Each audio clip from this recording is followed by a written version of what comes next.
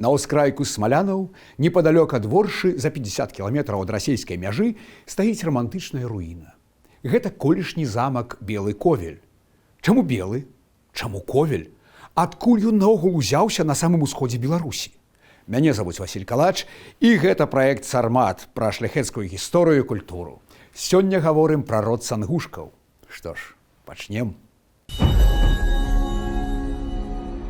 Вялікі князь Гедэмін, творца магутнасці Вялікага княства літоўскага, меў сына Альгерда. Той таксама меў сыноў. Ягайлу вы дакладна ведаеце. А яшчэ быў Фёдар ці Тодар. А ў таго быў сын Сангушка. Што за дзіўнае імя. Найхутчэй гэта вытворнае ад Сямёна. Сямён, Сенька, Семка, Сенькушка і ўрэшце Сангушка. І вось двое прапраўнукаў Гедэміна, дзеці Сангушкі, Александр і Міхаіл, далі пачатак двум лініям роду, князькага роду. Ім не трэба было выпрошваць гэты тытул, бо яны Гедэмінавічы, князі. Ну і радавы герб сангушкаў пагоня, не выпадковы. Не таму, што яны жылі ў ВКЛ, а таму, што іх продак закладаў тое ВКЛ. Кашырская лінія роду неўзабаве згасла. Так бывае, калі няма дзяцей. А вось ковельская існуе і дасюль. Апошні яе нашчадак мужчына, Павел або Пол Сангушка, бізнесмен і мецэнат у Сан-Паулу, жыве ў Бразіліі. Сангушкі былі зацятым праваслаўным родам, гістарычна павязаным з Валынню, з Ковелем. Дык а дзе тут Беларусь? У 1543 годзе ковельскі князь Васіль Міхайлович Сангушка прапанаваў каралеве Бонне Сфорца памяняць свае маёнткі на Валыні на іншыя, дзе ён мог бы жыць спакойна. Дзіўна, праўда? Князь не мог спакойна жыць на сваёй зямлі. Што? А так бывае, калі жыць не даюць іншыя князі, яго ж кроўныя браты. І вось, падалей ад граху, а шляхецкія міжусобіцы страшная рэч. Васіль Міхайлович з жонкай Сафіяй, сынам і 3 дочкамі едзе на паўночны ўсход Вялікага княства, у Смаляны. Ужо тады неспакойны рэгіён, бо побач маскавіты. Гэта край цывілізаванага свету, дзікі ўсход. Ну і вось яна, новая радзіма і новы Ковель, як памяць пра калыску роду. А чаму ж белы? Першая рэзідэнцыя – вялікі драўляны двор. А вось у 1620-х Сямён Сангушка будуе мураваны замак. Замак быў пабелены звонку, таму і белы. Унутры размаляваны фрэскамі на біблійную тэматыку. Печы замку абліцаваныя гербавай кафляй з пагоняй. Сам Сямён быў першым з сангушкаў, хто перайшоў у каталіцтва і стаў шымонам. Гэта тренд тагачаснай праваслаўнай шляхты. Не проста прымаць каталіцтва, але з галавой у яго ўваходзіць, будаваць касцёлы, місіі. А вось абарончых валоў вакол замку чамусьці не збудавалі. Чаму? Магчыма, пасля прыніжэння Масквы на пачатку 17 стагоддзя усходняга суседа ўжо не лічылі небяспечным. Дарма.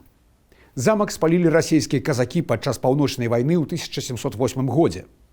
Сангушкам было наканавана пакінуць гэтыя землі.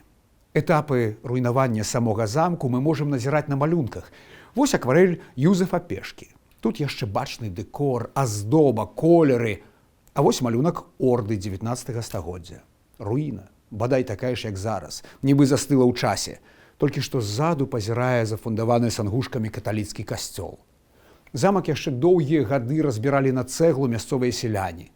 Шукалі золата, падземныя хады, але на гэтым белаковельскае або смалянскае княства, тыя землі, якія сангушкі ў дакументах называлі беларускімі, скончылася. Але гісторыя роду не. Пазнаеце гэтую карціну? Так, гэта люблінская унія Яна Матэйкі. Тут шмат дэталяў і разглядаць можна вельмі доўга. А вось фрагмент. За спінай арцыбіскупа Уханьскага стаіць ваяр у рыштунку з гусарскімі крыламі і трымае сцяг. Гэта польны гетман ВКЛ, браслаўскі ваявода Раман Фёдорович Сангушка. На карціне Матэйкі ён крыху разгублены і самотны. У руках у яго трафейны сцяг. Маскоўскі, бо ён толькі з вайны вярнуўся. Раман Сангушка – каларытны герой эпохі.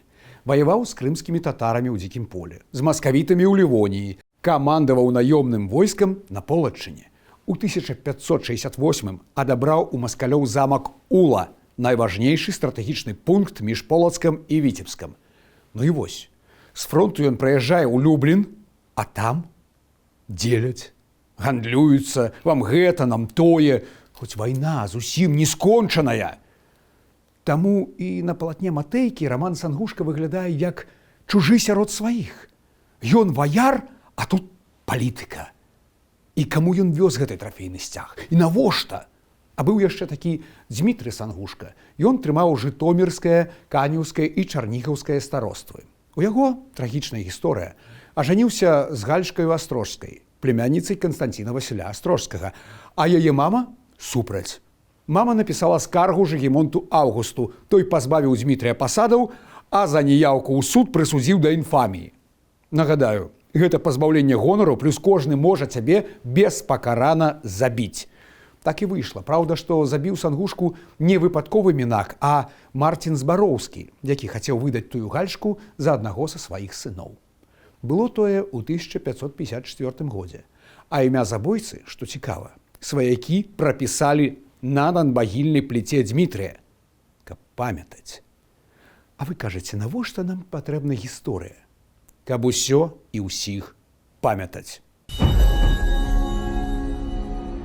Сангушкі ўмелі і ў грошы, і ў эканоміку. Добры прыклад Ганна Кацярына Радзівіл з Сангушкаў, народжаная, дарэчы, у Ракаве пад Менскам, які таксама належаў роду. Яна пабралася з каралем Станіславам Радзівілам і узялася за мужаву гаспадарку.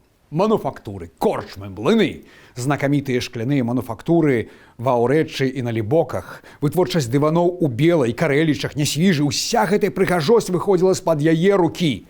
Не кажучы пра масты, дарогі, грэблі, школы для рамеснікаў і мастакоў, жывёлагадоўлю, а сюды прывозілі скацінку галандскіх пародаў. Ну, разумачка. Дарэчы, у 1730-м яна фінансавала каранаванне жыровіцкага абраза Маці Божай. Але ў Жыровічах вам пра гэта не раскажуць, бо там даўно ўжо заселі маскоўскія папы. А вось іншы прыклад. Супрацьлеглы. Легендарны цар Мідас пераўтвараў у золата ўсё, за што браўся. Януш Александр Сангушка ўсё, за што браўся, ператвараў, не ў золата, карацей. Спадчына бацькоў і дзядоў зрабіла яго адным з багацейшых людзей Рэчы Паспалітай. Адна толькі астрожская ардынацыя. Гэта каля 600 вёсак і 21 горад. Але праславіўся чалавек як галоўны п'яніца Рэчы Паспалітай. Мемуарыст Кітовіч піша пра яго талент. Меў такую моцную галаву да піцця, што калі так напіваўся, што ледзьве стаяў на нагах, казаў запрэгчы карету і, паездзіўшы, вяртаўся такі цвярозы, быццам і не піў нічога. І тады піў нанова з тымі, каго знайшоў у кампанію. А яшчэ Януш Александр не дужа, каб любіў сваю жонку.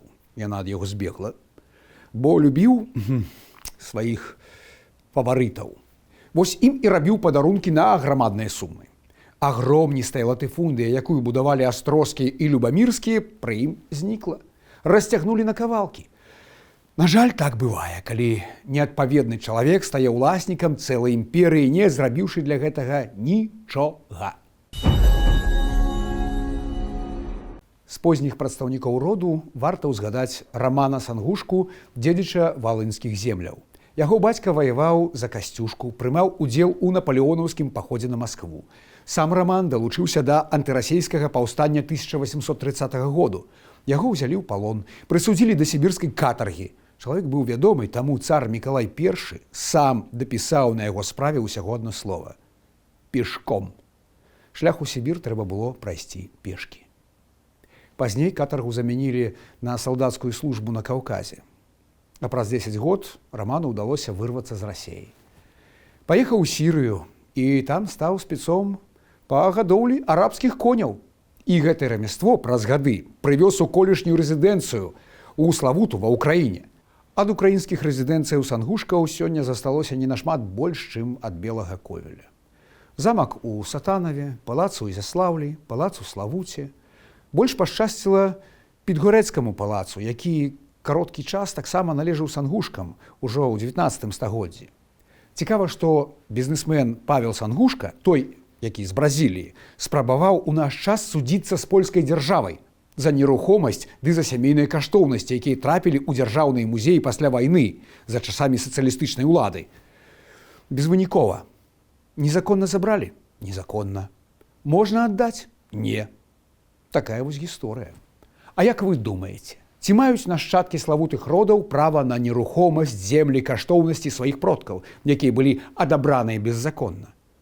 Пішыце ў каментарах. А на гэтым мы з вами развітваемся. За лайкі, падпіскі, данаты. Калі вы не ў Беларусі і вам бяспечна, чалом б'ю. Гонар і годнасць.